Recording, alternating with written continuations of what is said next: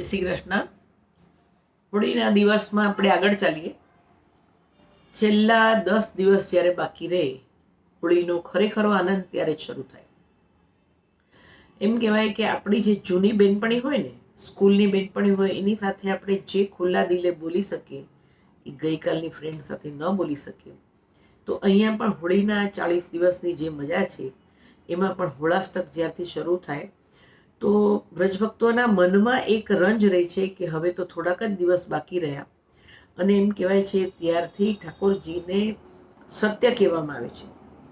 સત્ય એટલે ઠાકોરજીને એમ કહેવામાં આવે છે, ગારી કહેવાય એને કહેવાના આવે છે પ્રભુ તું કારો, તું બે બાપ વાળો, તારી બે માં, આવી રીતના બધું જે કહેવામાં આવે સત્ય છે, એ સત્ય કહેવામાં આવે છે.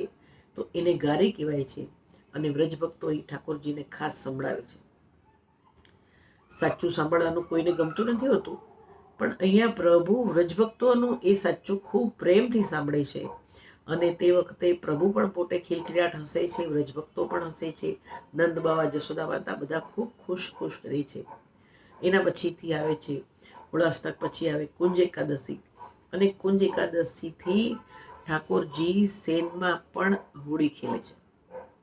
ત્યારે હોળી ખેલ શરૂ થાય, ઠાકોરજીની દાઢી રંગાય, ખૂબ રંગ થાય, વ્રજભક્તોને પણ ખૂબ આનંદ થાય. પણ છેલ્લે મનમાં એક દુઃખ એક શરૂ થાય કે હવે તો 5 જ દિવસ રહ્યા, હવે તો 4 જ દિવસ રહ્યા, હવે 3 જ દિવસ રહ્યા.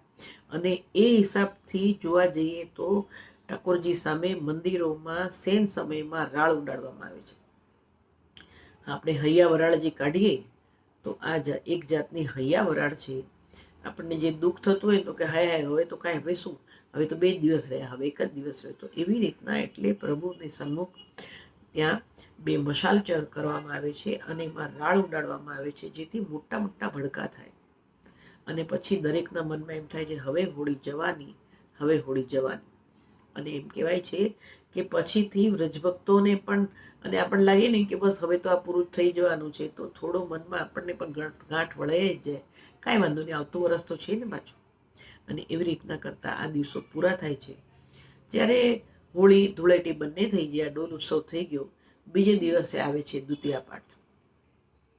ઠાકોરજી પાસે સાથેનો પાછો આપણો જે સખ્ય ભાવ પૂરો થઈ ગયો, દાસ ભાવ શરૂ થઈ ગયો. એટલે ઠાકોરજી પાછા સિંહાસન પર બિરાજે, આપણે આપણા દાસ ભાવમાં ઊભા રહીએ છીએ પ્રભુ સન્મુખ અને ઠાકોરજીની ટેલ કરતા જઈએ છીએ. બીજે દિવસે ઠાકોરજીને જરીના વસ્ત્ર ધરાવવામાં આવે છે અને પ્રભુને ફૂલમંડલીમાં બિરાજવામાં આવે છે. કુંજના કીર્તનો ગવાય છે. અને એ હિસાબથી જે આનંદ હતો એ આનંદ હવે થોડો ઓછો એમ થતો જાય. અને પછી કુંજમાં ઠાકોરજી અને સ્વામીજી સાથે બિરાજે છે. વ્રજભક્તો બધી તૈયારી કરતા હોય છે અને એ હિસાબનો પછીથી આનંદ, દાસ ભાવનો આનંદ પાછો શરૂ થાય છે. સખ્ય ભાવનો આનંદને વિસારતા બહુ સમય લાગે છે. આપણી બેનપણી આપણાથી દૂર જાય ને તો એ જલ્દીથી આપણાથી સહન નથી થતું, મનમાં ક્યાંય સુધી રહી જાય છે. તો અહીંયા તો પ્રભુ સાથેનો સખ્ય ભાવ છે, એને દૂર કરતા વાર લાગે છે. અને દાસ ભાવની અંદર ઠાકોરજી જરીના વસ્ત્ર ધારણ કરે છે, કુંજમાં બિરાજે છે અને બધા વ્રજભક્તો કુંજના કીર્તન કરે છે, કુંજની સજાવટ સુંદર કરે છે. અને એ હિસાબે આ દિવસો સાથે સાથે આગળ વધતા જાય છે.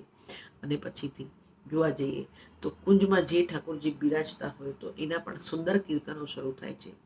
દૂર સારંગથી કીર્તન થાય, સારંગમાં પણ કીર્તનો આવે છે. પ્રભુ ફૂલમંડલીમાં બિરાજતા હોય છે. અને એ રીતનો હંમેશનો આનંદ જે છે એ કુંજના દિવસો એવી રીતના શરૂ થાય છે. 15 દિવસ પૂરેપૂરા કુંજના કીર્તનો ગવાય છે. અને પછી ફાગણ મહિનો પૂરો થાય છે, ચૈત્ર મહિનો શરૂ થાય છે, આપણા બધાનું નવું વર્ષ આવી જાય છે. અને નવા વર્ષ પછીથી ઠાકોરજી પણ કેવા, તો પાછા ફૂલમંડલી છે, કુંજ છે, એ બધા દિવસો ચાલુ જ રહેતા હોય છે. અને એ હિસાબથી આપણો જે છે સખ્ય ભાવ ધીમે ધીમે વિસરાય અને આપણે દાસ ભાવની શરૂઆત થઈ જાય છે. મળીએ પછી આપણે આવતા વખતમાં. જય શ્રી કૃષ્ણ.